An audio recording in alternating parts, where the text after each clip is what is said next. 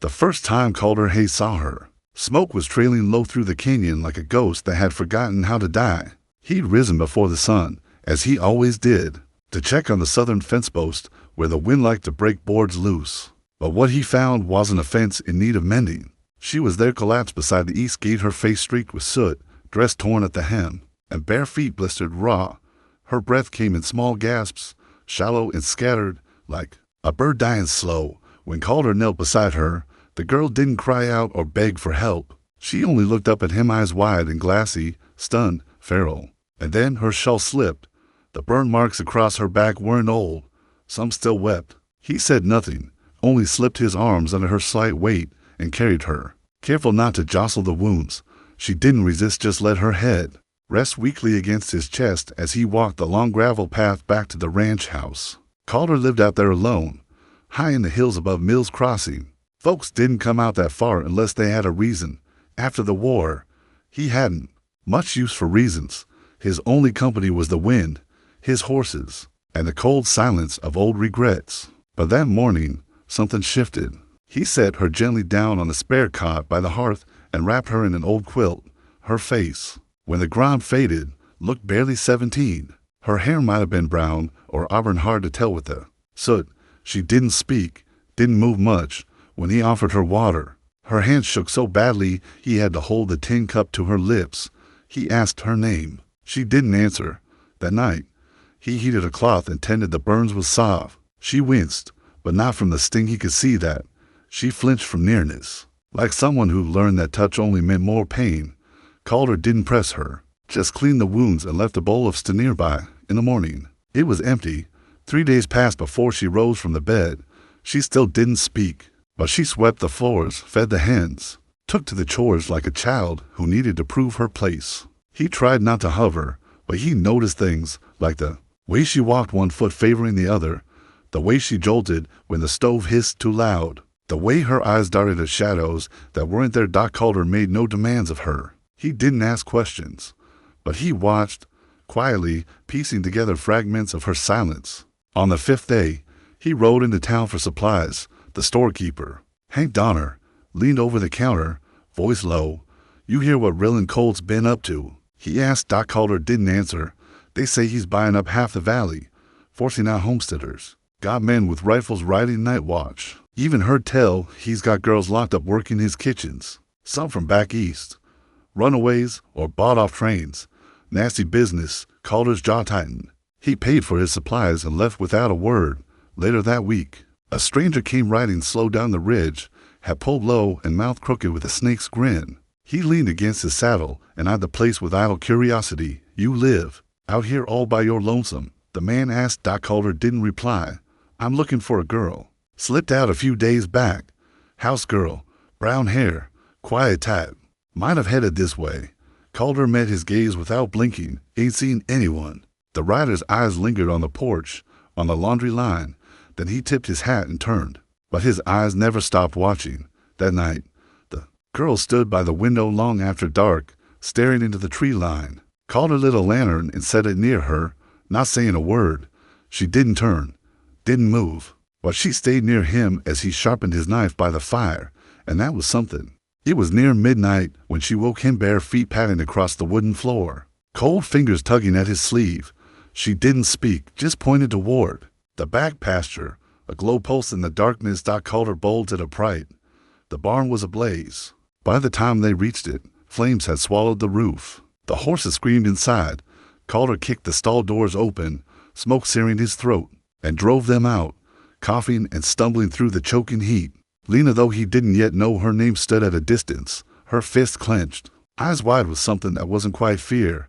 Not anymore. It was a message. Someone had lit the match and they weren't finished. The morning after the fire, the barn smoldered like a funeral pyre. Smoke curled through the pale sky as Calder stood beside the wreckage, ash clinging to his boots. The horses were alive, shaking, singed, but the hay was gone. Half his winter. Feet had gone up in flames, and with it, the margin between survival and starvation. He didn't speak as he shoveled the charred remnants into a pile, and the girl, still silent, still nameless, didn't leave his side. Her face was streaked with soot. A bandage wrapped around her wrist where she blistered her hand, pulling tack off a frightened mare. She didn't complain, just worked, one scoop of ash after another, until the fire pit was black and clean. The days passed slower after that. The air felt heavy, like it held a warning. Calder kept a rifle leaned by every window. At night, he watched the tree line while she slept curled in a wool blanket by the fire. Then, one afternoon, as he walked the upper trail gathering dry kindling, he saw her kneeling by the creek. She wasn't washing clothes or fetching water, just crouched by a pale cottonwood, focused. He stepped closer. Her finger moved across the bark, slow and careful. For letters, carved into the living wood, Lina, he said it aloud softly, like testing the name in the air. Lina. She looked over her shoulder, and for the first time, she nodded. That night, Calder dreamed of bodies burning under a southern sky, men screaming through black smoke. He woke in a cold sweat, the room still dark, and saw her sitting up, knees pulled to her chest. She was weeping, not loudly, not with sound, but shaking as if she were trapped in her own mind. He brought her water. When he handed it to her, her hands trembled so violently that the cup rattled against her teeth. Still, she drank, a little, enough. That was the night Calder knew. She hadn't just run from something bad. She'd survived something meant to destroy her. 2 days later, a rider came up the southern path. Calder was already on the porch with a rifle across his knees, but he lowered it when he saw the silhouette. The man was tall, broad-shouldered, wrapped in a long doeskin coat. A hawk feather was tied to one braid behind his ear. Tomas. They didn't speak for a while. They rarely had. Their connection went back here. Snowstorm, a wounded wolf, and 2 men who should have died but didn't. Since then, Tomas came and went like wind. No schedule, no reason. Just when it mattered. He dismounted and scanned the land with the eyes of someone who noticed everything. You got fire here, Tomas said quietly. Calder gestured toward the ruined barn. Yeah. Then Tomas's eyes fell on Lina. She had paused near the coop, halfway through feeding the hens, her posture tight, wary. She carried fire inside, Tomas murmured. Like you. Calder didn't answer, just looked at her. She met his gaze, then glanced away quickly. She yours? Tomas asked. Calder shook his head. No one owns her, but I reckon she's under my roof now. Tomas gave a small nod. Someone wants her back. You feel it. Calder's eyes hardened. You know who. Tomas stepped away, toward the ridge. I can find out. By the 3rd morning, Tomas returned. His face was storm dark. Ryland Colt, he said. Calder's stomach dropped. He's got deeds, but not the kind men sign freely. Offers contracts to poor girls, orphans, immigrants. Says it's work. Says it's shelter. Once they're on his land, they don't leave unless he says. Some try. Most don't try again. Calder's jaw tightened. One girl got out. Tomas added, ran to a priest in New Rock, told him everything. That night, the barn she was hiding in burned down, with her inside, and the priest, too. Calder didn't speak for a long while. She was one of them, Tomas said, nodding toward Lina. He didn't need to say it. Calder already knew.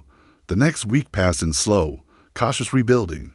Calder couldn't fix the barn yet, but he could keep Lina busy, and that mattered. He carved a small desk from old barnwood and left it near the hearth. Tomas came back with gloves, soft buckskin so her palms wouldn't blister when she rode, because he was teaching her now how to ride.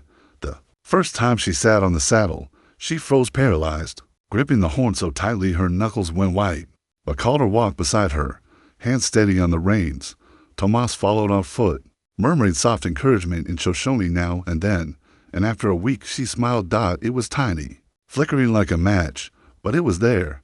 She began humming when she brushed the horse's songs without words, remembered from some forgotten place before pain. Calder heard her one morning and froze by the porch. He didn't say anything, just listened. He'd never heard music sound like healing before. That evening, as the stars began to bleed through the dusk, Lina approached Calder with a folded piece of paper. She handed it to him without a word, then walked away to the fire. Inside, scrawled in unsure handwriting, were the words, I want to tell you everything. Calder stared at the page for a long moment. The quiet of the hills seemed to breathe around him. Then, a crack. Gunfire. A single shot echoed from the north ridge. Calder raced out with his rifle, eyes scanning the tree line. High above, near the shadowed rocks, A lone rider turned and vanished into the dark. Watching. Waiting. Ryland Colt knew where she was now. The snow came early that year, hard and biting, clinging to the ridgelines like frostbitten claws. Calder watched it fall in silence, the wind howling low like a dog that tired to bark. By morning, the world was white, quiet, and full of dread. They worked quickly. Calder and Tomas rigged the ranch for war, not the kind from a soldier's handbook, but the kind men fight when they've got something to protect and nowhere left to run. Bear traps were buried beneath powder snow at the edge of the paddock. Rifles were cleaned and loaded, hidden near windows and fence posts. The horses were led into the high pines beyond the west pasture, tied beneath brush so they wouldn't be seen. Lina stood in the snow, her shawl tucked tight. Watching them, Calder turned once, said softly, "You can still go. I'll lead you out through the ravine." She shook her head, firm. "I won't run again." She didn't need to say more. That was enough. Later, Calder sat on the porch steps, oiling the long barrel of his father's rifle. Tomas crouched beside the fire pit, sharpening a blade. The smell of smoke mixed with pine and cold iron. "You remember that storm?" Calder asked. Tomas nodded. "Your horse died. My bow snapped.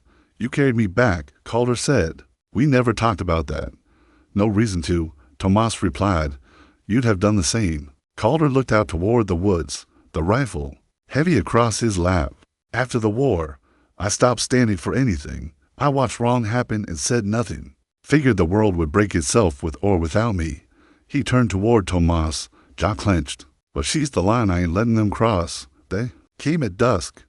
4 of them. Black dusters, wide-brimmed hats, rifles cradled like promises of pain. The lead man had a crooked tooth and papers folded in his coat pocket. They didn't bother to dismount, just sat their horses at the gate like lords looking over cattle. The one with the papers tipped his hat. "We're here for the girl."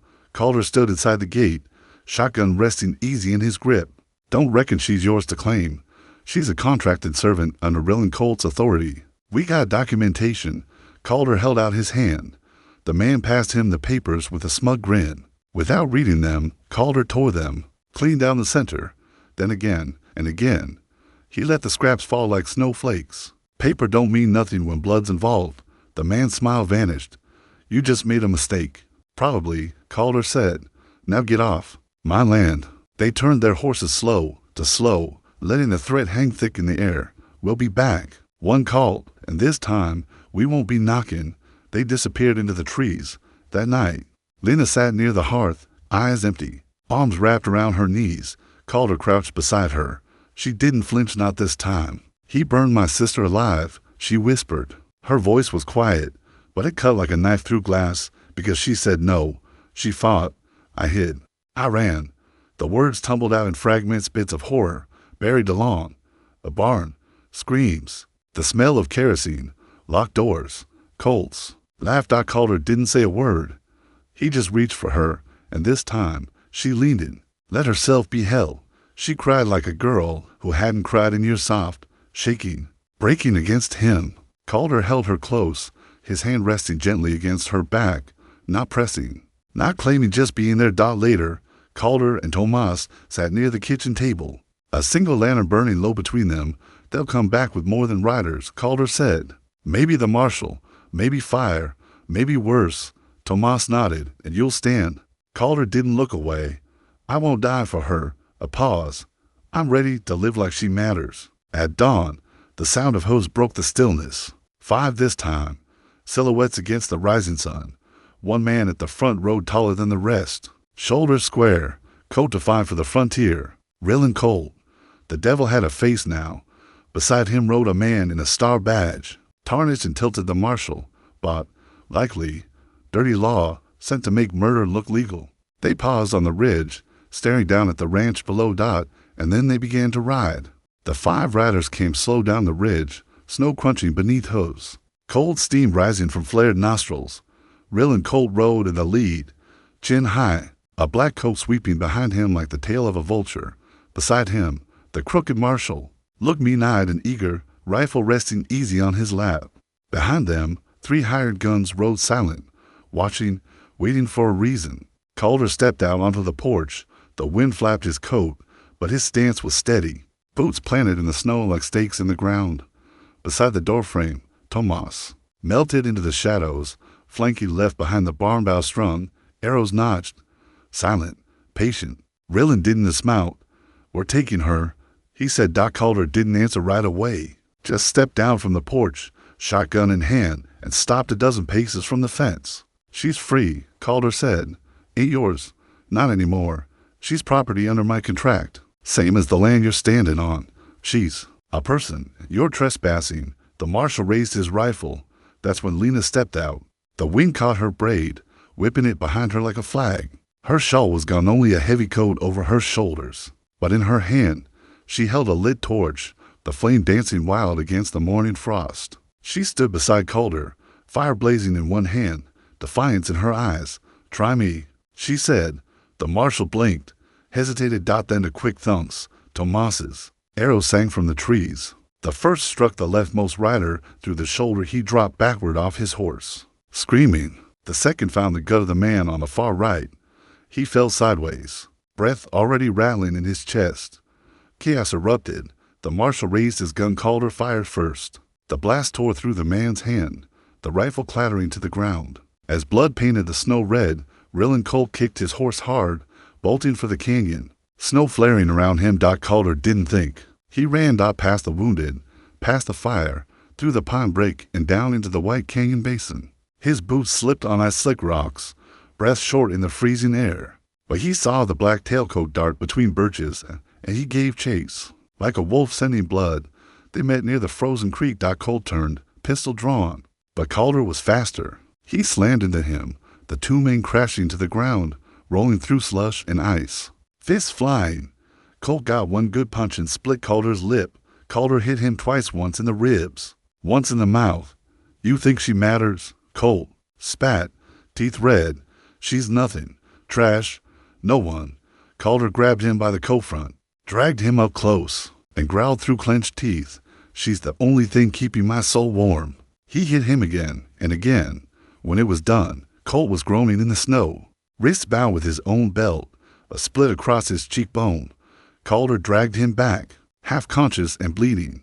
Tied behind the saddle like the swine, he was died by sundown. Ryland Colt was in the hands of the circuit judge, who had long since suspected his dealings but lacked proof. Now, with a marshal disarmed and 3 witnesses bleeding, the story couldn't be ignored. Lina stood before the judge with steady hands and a quiet voice. She told everything, every scar, every scream, every girl, and the town listened because of her. Others spoke.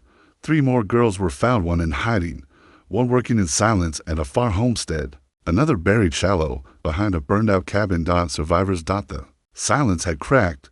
Winter settled over the ranch like a blanket, thick and white, but the fires inside the house stayed warm. Calder rebuilt the barn, board by board. Lina handed him nails, measured the beams, laughed when he dropped the hammer on his foot. She laughed now, not all the time, not easily, but the sound was real. Tomas never said goodbye. Just one morning, he was gone, his horse tracks fading into the east.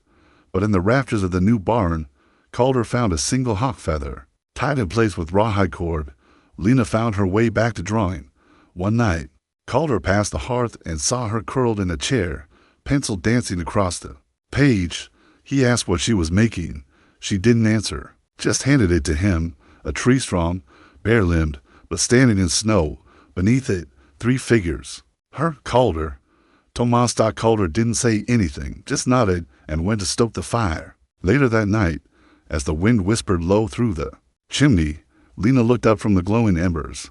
"I'm not scared anymore," she said. Calder turned to her, shadows playing across his worn face. He studied her, no longer hunched, no longer hiding, a fire of her own lit behind her eyes now. "Good," he said, voice low, "'cause the fire is yours now." He stood, adjusting the iron poker in the coals. "Burn bright. Sometimes justice isn't loud. It's not a gallows or a court. Sometimes it's a quiet ranch, a warm fire, and a man who finally stood up." If the story moved you, don't forget to like, comment, and subscribe. And remember, even in the ashes, something can still rise.